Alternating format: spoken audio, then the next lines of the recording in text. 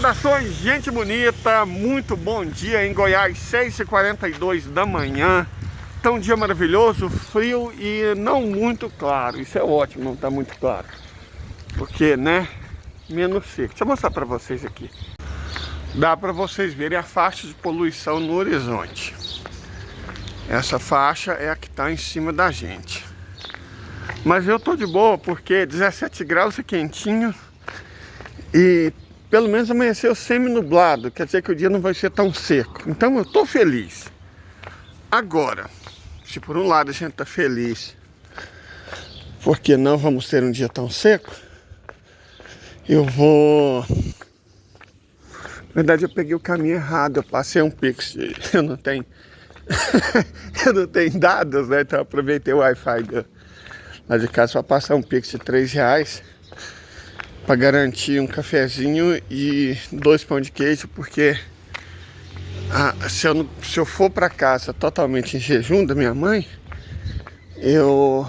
dá ruim, a diabetes, a hipoglicemia é um trem complicado. Mas não é sobre isso que eu quero falar.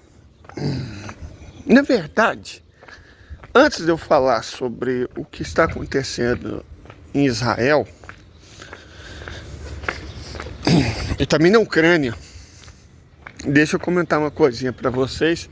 Como dizem os franceses, en passant.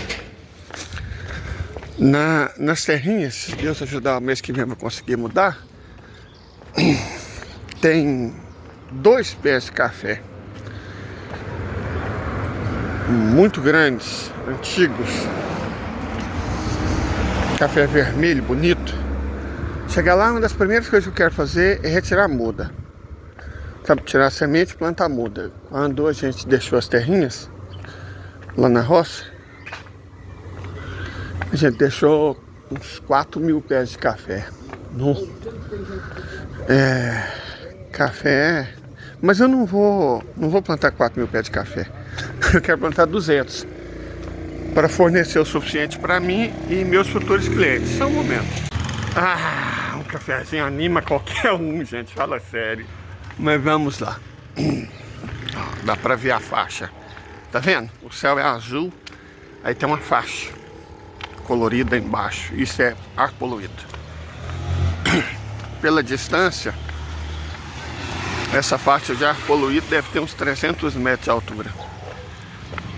E é o que está em cima das nossas cabeças agora. Bom, mas voltando. Então, eu pretendo fazer umas 80 mudas desse café que tem lá, como diz o outro, do tempo do imperador. E ao que me consta, aos proprietários da terra, porque a gente só vai arrendar, a gente não vai comprar. Os proprietários da terra disseram que é um café bom, encorpado. Aí, quando eu fiquei sabendo, encorpado, eu resolvi uma coisa que eu quero mesmo. Acho que em Minas Gerais, uma propriedade tem que produzir ao menos o próprio café. Isso aí é, né? Aí eu quero fazer comprar, né? Umas 120 mudas de catuai amarelo.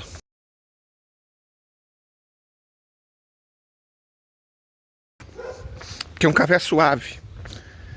Para fazer, como é que os escoceses chamam? Um blend, né? Você tem um café suave e o catuai é um café suave, café cremoso, e um café mais encorpado. Você pode fazer uma mistura de pó que seja aquilo que é a sua concepção de café. Cara, o que eu acho mais incrível da agricultura, ainda mais a pequena agricultura, é isso, sabe? É um trabalho artesanal. É um trabalho artesanal. Por que eu vou plantar 120 mudas do catuai amarelo? Porque é um café de qualidade excepcional, ok, mas isso não é tranquilo. Mas por que eu vou insistir no nativo lá, no que tem lá? Porque se esse café tá lá desde a Segunda Guerra e é filho de cafés do tempo do imperador, ele aguenta o clima da região. Lá eventualmente cai geada. Se ele tá vivo, depois de tanto tempo, é que ele se provou forte o bastante para suportar bem o clima da região. Existe um motivo pelo qual o Espinhaço não é um grande produtor de café, principalmente na parte sul. É o clima. A altitude é ótima para o café. O solo é perfeito. O problema é o frio. Então você ter muda de um café que resistiu ao teste do clima é muito vantajoso. Então tem que ter algumas, talvez eu faça a proporção 100-100, é mais sensato. 100 do nativo vermelho, 100 do catuai amarelo. Para ter um café de ótima qualidade. O do vermelho eu nunca provei, mas é arábica, né? Bem reputado, então com certeza é bom também. O lance importante no caso é ele aguentar o clima. Mas isso são detalhes, são, como se diz, tecnicidades, né? O que importa mesmo é igual, por exemplo, antes de falar sobre essa, de começar o dia logo com geopolítica é tenso. Ainda mais quando não tem tanta notícia boa assim. Vamos falar de Minas Gerais. Café é o símbolo máximo da hospitalidade. Acho que no Brasil eu não tenho dinheiro para tomar um café de verdade. Café igual eu tomava na roça. Quando eu morava na roça, meu pai tinha espécie de café dele. Opa! A gente pegava o café, secava, batia, escolhia os grãos. Era um café muito bom. A gente mesmo torrava e a gente mesmo moía. Café muito bom. Dá gosto. E aí a gente fazia pamonha. Perdão. A gente fazia pamonha. E era uma pamonha feita com milho crioulo, creme, manteiga, igual tem que ser. Sabe, de verdade, gente, eu vejo em Goiânia, né? Os goianienses têm na pamonha uma coisa parecida, acho que até mais intensa do que o pão de queijo para os mineiros. Aí Goiânia tem pamonha com frango, pamonha com catupiry, sabe? Só não tem pamonha. Que eu vou dizer uma coisa para vocês, de verdade. Pamonha. Essa receita de provável inspiração andina, quem já foi no Peru e comeu humita sabe do que eu tô falando. Certo? Então, antes que apareça um africano dizendo que a pamonha é invenção angolana, o Yorubá, igual de tentar fazer esses dias com outras receitas de milho, cara, eu fiquei bolado demais. No Insta tá cheio desses perfis, né? A pamonha, aí fala com aquele sotaque, é africana. A pamonha não, sei lá, umas receitas de milho. É africana, não sei o que eu falei. Aí eu fui comentar, ô camarada, você tá se tocando que o milho veio das Américas e é cultivado nas Américas há 14 mil anos e vocês aí em Angola só conhecem a agricultura há 1500? Como é que uma receita de um grão que não é nativo do continente de vocês, de um povo que não conhecia agricultura até pouco tempo atrás, é africana? Presta atenção, se orienta, caboclo. Porque tá cheio desses perfis. Falador de groselha na internet. E quando eu falo de colorismo, né, eles também são parte do arquigrupo identitário, né? Também fazem parte. Pessoas que tentam reescrever a história, reescrever narrativas. Tudo agora é nativo da África, tudo. Inclusive as coisas que são nativas das Américas, que foram feitas pelos meus ancestrais, os indígenas. Então, sem essa. Mas enfim, não vou perder paciência com isso. A questão é a seguinte: a pamonha, por que a gente vai montar um restaurantezinho? Pequeno, vai ser, né? A gente espera ganhar um dinheirinho, claro, mas ninguém vai ficar rico com isso. A gente só vai trabalhar nos fins de semana. Quer dizer, mais ainda do que trabalha na roça a semana inteira, depois vai pro fim de semana trabalhar no povoado. O lance é dar a oportunidade das pessoas sentirem o que eu senti. Eu acho que isso Eu não tenho filhos, né? Então não vou deixar ninguém o legado da nossa miséria. A maneira da gente se eternizar, mesmo que meu nome no instantinho vai ser apagado nas brumas da história, deixando sabor, sabe? Você vê assim o que eu tava falando, os goianienses chamam de pamonha. É feito com milho transgênico, que não tem gosto de milho, gente, de verdade. Uma das primeiras coisas que a gente vai vender lá é milho cozido e assado nas festas do povoado, são muitas, né? Fim de semana é uma oportunidade de a gente ganhar uns dinheirinhos. E aí qualquer um que estiver lá vai saber o que é, qual que é o gosto do milho, o milho, sabe? O milho, qual que é o gosto do milho.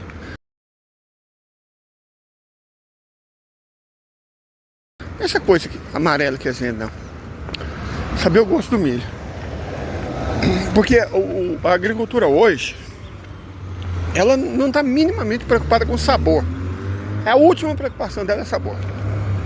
Está preocupada em produtividade.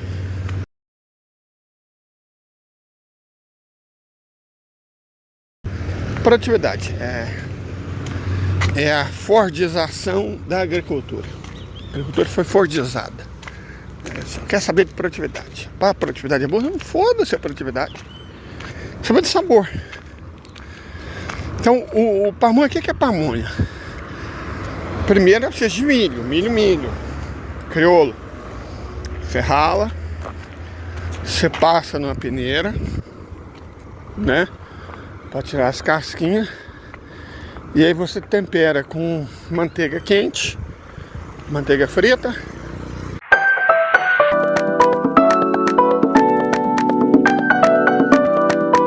Joga bastante açúcar, pitada de sal, faz aquela embalagem com as palhas do milho e joga 1 ou 2 pedacinhos de queijo lá dentro. Só deixar cozinhar. Isso é pamonha, uma receita simples. Mas o gosto, o sabor da pamonha é completamente distinto dessa coisa que eles vendem chamando de pamonha em Goiânia. Não tem nada a ver. E não é nem culpa dos goianienses, tipo assim, eles são hereges que colocam carne de frango no meio da pamonha. Não. Tem pamonha de sal também.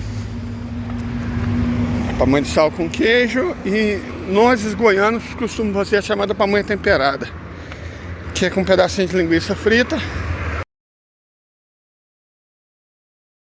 Mas aí tem que ser linguiça goiana, não é linguiça de porco, linguiça goiana mista. E com pimenta goiana, que é bode. E pedacinho de jiló. Então os 3 tipos de pamonha são esses. Aqui em Goiás, as pessoas, assim, é um hábito tão grande que as pamonhas são amarradas com tirinhas de elástico. E aí cada cor é um tipo de pamonha. Azul é de doce, amarela é de sal, roxa é temperada. Isso é em qualquer lugar do estado de Goiás, isso é um padrão. E eu pretendo amarrar as nossas do jeito que se amarrava antigamente. Com palha de milho mesmo. Palha de milho mesmo, como era.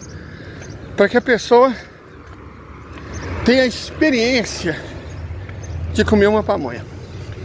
E um copinho de, né, um cumbuquinho com creme do lado.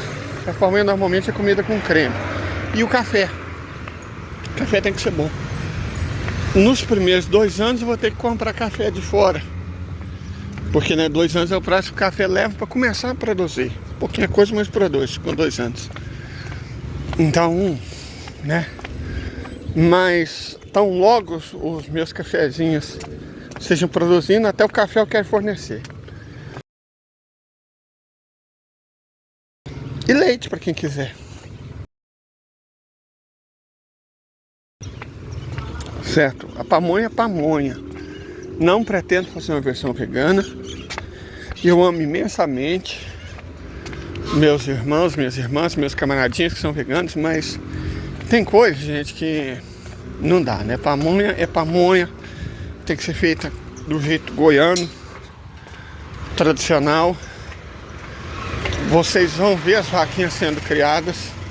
Vocês vão ver que elas não vão estar submetidas a nenhum maltrato animal, muito pelo contrário. Até porque, gente, deixa eu explicar uma coisa para vocês. Se você maltrata uma vaquinha, ela reduz brutalmente a produtividade. As vaquinhas são muito mais inteligentes do que as pessoas normalmente acham. Elas reagem muito bem a serem bem tratadas e reagem mal a serem maltratadas. Então, tratar bem uma vaquinha é uma coisa que ajuda muito na produtividade. Cara, eu acho o maior barato pedreiro usar essas mochilas tipo Barbie e tal. Deve ser das filhinhas deles, né? Eu acho muito massa, né? Perdão pela distração. Mas voltando. Então, assim, a maneira de fazer as coisas, sabe? Não existiam pessoas veganas no antigo estado de Goiás, certo? Tinha pessoa que não gostava de carne. Acontece mesmo. Mas, de modo geral, não existia isso. Você comia o que você plantava. Aliás, a essência do nosso restaurantezinho vai ser exatamente essa. No começo não tem jeito, porque, né, leva um tempo até produzir algumas coisas. Mas tão logo quanto possível, o arroz, o feijão, nós temos várias raças de feijão, cada uma para um uso diferente.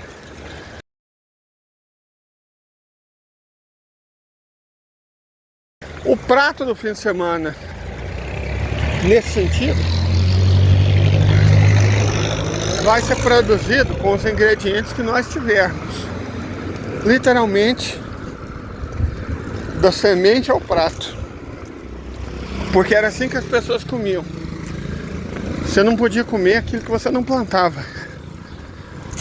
Por isso eu lembro que quando sobrava um dinheirinho,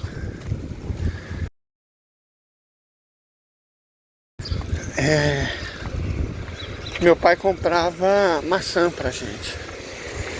Maçã era o ápice da riqueza, porque é uma fruta que nós não tínhamos, né? Uma coisa assim que... eu vou plantar macieira lá. O clima do AMI permite plantio de macieiras. O que a gente plantava em Goiás era marmelo. E eu também vou plantar, óbvio, certo? Então, a gente vai produzir do chão à mesa.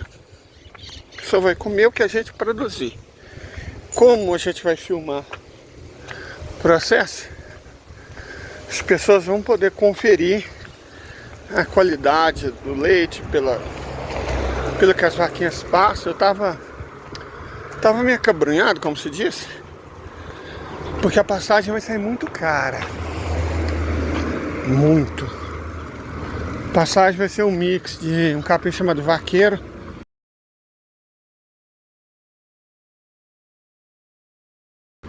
caro, fita desgrama, mas é uma grama bermuda.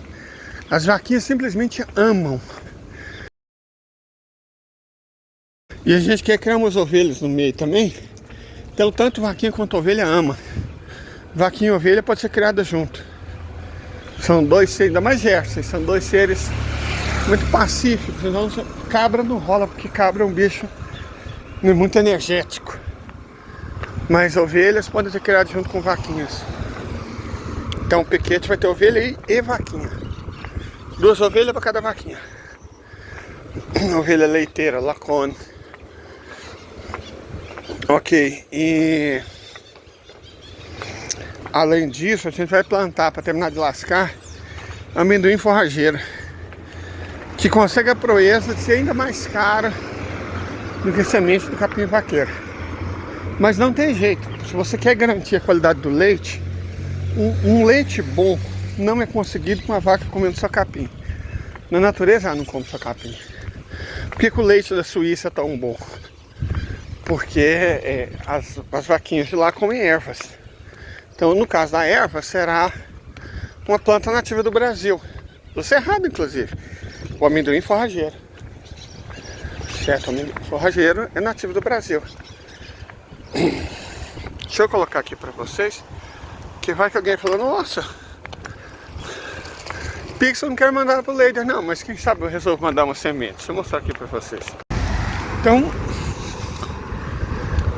vai ser irrigado evidentemente. Lá chove bem durante 7 meses, mas os outros 5 não chove. É parecido com cerrado. E aí tem que ser irrigado. Para que as vaquinhas possam comer basicamente a mesma coisa sempre. Isso oferece a dupla vantagem de manter o sabor do leite. Nós também, lá já tem muita muda de margaridão. Nós vamos ampliar para a gente fornecer margaridão no coxo. Quando as vaquinhas estão tirando o leite, elas comem, sabe? Não é um sistema industrial, é um sistema artesanal. Então é sempre bom elas terem o que comer no coxo. E nós vamos oferecer margaridão, que acrescenta muito no sabor do leite. Que é outra erva, né? Acrescenta muito.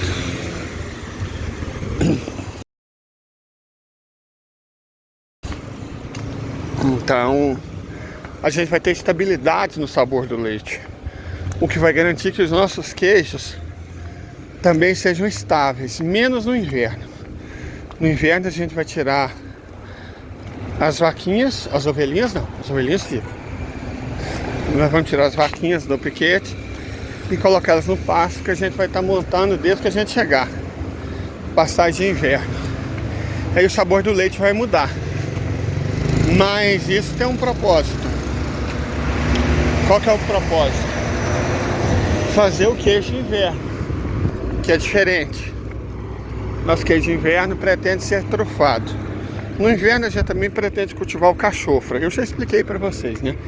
Algumas plantas, se você tiver irrigação de luz, tem que ter irrigação de luz, irrigação de água, dá para cultivar lá trigo, no caso espelta, né?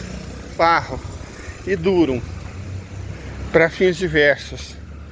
Provavelmente também, não sei se centeio ou triticale, estou mais inclinado para triticale, e trigo sarraceno, que não é um trigo, é um grão que acrescenta muito no sabor de alguns alimentos e pode ser usado para complementar a alimentação das vaquinhas. Então a gente vai cultivar algumas coisas só no inverno, que é onde o clima permite, né? Desde que a gente irrigue com água e luz. E no inverno as vaquinhas vão ter uma comida diferenciada para produzir um queijo trufado. Só um momento, comprar pão para minha família. Pronto. Pão e leite. Mas voltando ao nosso assunto. Então, e durante o inverno a gente vai cultivar também o cachorro. Pretende cultivar o cachorro. Por que o cachorro? Para no fim do inverno a gente colher as alcachofras e vamos usar elas para produzir o queijo de primavera, né? Eu gasto o inverno produzindo as alcachofras e no inverno a gente usa a alcachofra, a flor de alcachofra, para coalhar o leite, mais ou menos como eles fazem em Portugal, para produzir o queijo do reino de verdade, né? O queijo da Serra da Estrela é talhado com alcachofra, muda o sabor. Então a gente vai produzir um queijo de inverno com passagem baseada em erva, vai produzir o queijo de primavera e que o leite vai ser coalhado usando flor de alcachofra, e o queijo de verão, que vai ser da metade do ano, né, feito com do modo mais tradicional, né? As vaquinhas comendo no piquete e o leite sendo talhado quimicamente. Na verdade não é bem químico, é mais biológico, né? Mas vocês entenderam a ideia. Então vão ter 3 tipos de queijo. A princípio, quando aumentar a quantidade de vaquinha, nós queremos fazer um 4º tipo. Que aí eu vou esperar a gente ter as vaquinhas primeiro, depois eu comento sobre isso. O fato é que a gente sentiu muita falta de iniciativas como essa. Porque se você só tem um restaurantezinho, por melhor que seja a sua intenção, é muito difícil conseguir os ingredientes. É isso, você faz um cardápio muito limitado. Mas se você só tem uma pequena propriedade, é muito difícil conseguir cliente. Porque vender em pequenas quantidades é a coisa mais difícil que tem no mundo. Por isso que os agricultores, mesmo os pequenos, são cada vez mais monocultores. Eles plantam uma coisa só. Porque você consegue quantidade o suficiente para vender no mercado. Certo? Ninguém quer comprar um saco de cebola. As pessoas querem comprar 200, 500, 1000 sacos de cebola. 10 mil, 100 mil. Então é por isso que você não presta atenção na qualidade das suas cebolas. Certo? A gente quer produzir cebola branca, amarela e roxa, que é como se deve. Agora, são culturas levemente diferentes, são exigências levemente diferentes. Você ter as três implica que você vai ter um trabalho extra. E a gente vai produzir em pequena quantidade, então não tem como vender, de verdade, gente. Por isso, o que a gente vai fazer? Vai colocar a cebola roxa em salada, vai colocar a cebola branca em sopas e vai usar normalmente a cebola amarela, certo? Que é como se deve, cada prato com o tipo de cebola que merece. O tipo de feijão também influencia. Se você vai fazer um tutu, o feijão é um. Se você vai fazer um feijão tropeiro, o feijão é outro. Se a gente vai fazer aquele tradicional PF, né? Nós vamos dar uma revisitada, mas o tipo de feijão também é outro. Para cada coisa existe um tipo de feijão. Por isso que os antigos tinham vários tipos de feijão. Porque você não tinha tanta coisa. Então as coisas que você tinha que ser boas, tinha que ser gostosas, se adapta. Né? Ó, hoje eu quero fazer um tutu. Em Goiás particularmente, tinha uma versão do feijão tropeiro, que o feijão tropeiro era dos tropeiros. Os tropeiros era paulista. Tinha a versão que os goianos, não sei se ainda gostam, não sei se ainda existe mais goianos no mundo, né? Acho que tudo virou cowboy do assalto, ou adolescente, mas sem conexão com a terra, como é o padrão hoje em dia. Mas a gente cozinhava feijão, chamava rim de porco. Feijão vermelho, grande, gostoso, um tipo de jalo vermelho. Pode ser qualquer jalo, mas muda o sabor. Se você usa o jalo clássico, cremoso, ou o rim de porco, que é o jalo vermelho. E aí você deixa ele pagão, como se diz. O que é pagão? É cozido um ponto acima do al dente. Ele fica firme ainda. Cozido, mas firme. Você pega o feijão quentinho, tem que ser quentinho, recém-tirado. Coloca a farinha aí, a farinha também tem que ser de ótima qualidade, ralada na mão. Uma farinha boa, de mandioca boa, não pode ser lavada. Bem torradinha. Coloca sal, cebolinha, a pimenta bode, tem que ser legítimo, não é essa tupã não, tem que ser bode. Bem picadinha, bastante, cheiro verde. E serve. É uma delícia, é simples. É simples, porque as pessoas eram simples. Os sabores não. Os sabores eram muito complexos. Mas as pessoas eram simples. Então, é um prato delicioso. Sabe? É um prato delicioso para você comer carne assada, por exemplo. Prato fantástico, não é feijão tropeiro. Que nós não somos paulistas. Feijão tropeiro é um prato delicioso, mas de origem paulista. Sabe, essas coisas simples que a gente comia, feijão cozido na panela de ferro, faz diferença. No fogão caipira, faz diferença. A lenha faz diferença. Então, o sabor, eu acho que é um tributo que a gente presta à nossa terra e principalmente a todas as pessoas. Será meu tributo pessoal a cada um de vocês. Espero que dê certo. Tenha um ótimo dia. Daqui a pouco a gente fala sobre geopolítica e sofre um pouco, mas não é um assunto bom para começar o dia não, certinho? Esse é melhor. Tenha um bom dia e até mais.